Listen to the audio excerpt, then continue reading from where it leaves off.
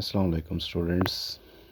Today we discuss about a root hair cell, which is a plant cell, and it has a very critical role in our plants because it helps in the absorption of water and mineral ions due to its increased surface area to volume ratio.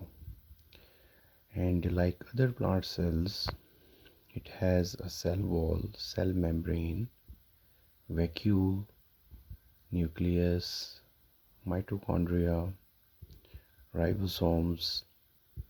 It has no chloroplast because there is no photosynthesis occur, as these cells are beneath the soil and which are specifically are adapted for the absorption of mineral ions and water.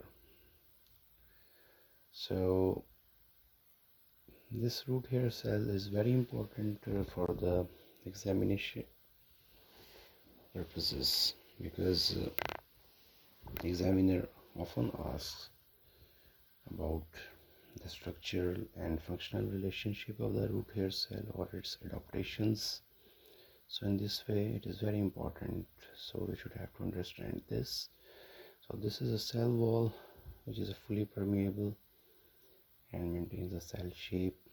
This is a cell membrane which is a selectively permeable membrane and not permeable for the charged particles.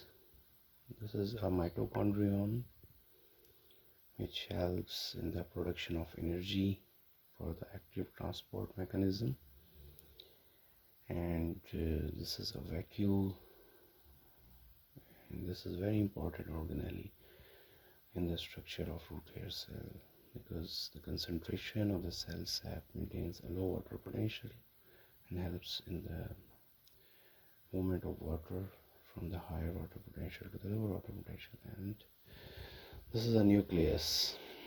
So this contains DNA, genetic material, and helps in the formation of enzymes and the proteins to maintain and to control all the cellular activities. So as we talk about the vacuole is very important because it maintains the turgor pressure and keep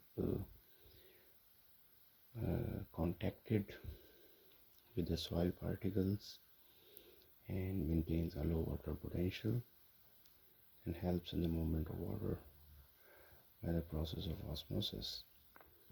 So the water and mineral ions get into the root hair cell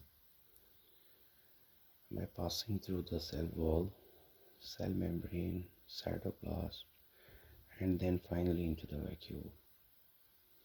So as we talk about the mineral ions, so the mineral ions can be absorbed by the two processes. So one is diffusion and another one is the active transport, depending on the concentration gradient. So if the concentration of the mineral ions is higher in the soil, so the process of diffusion will occur, and if the concentration of the mineral ions is lower in the soil and higher in the root hair cell, then the mineral ions can be absorbed by the process of active transport, and the water will move by the process of osmosis because of the lower water potential inside the vacuole. So in this way, this water and mineral ions get into the root hair cell.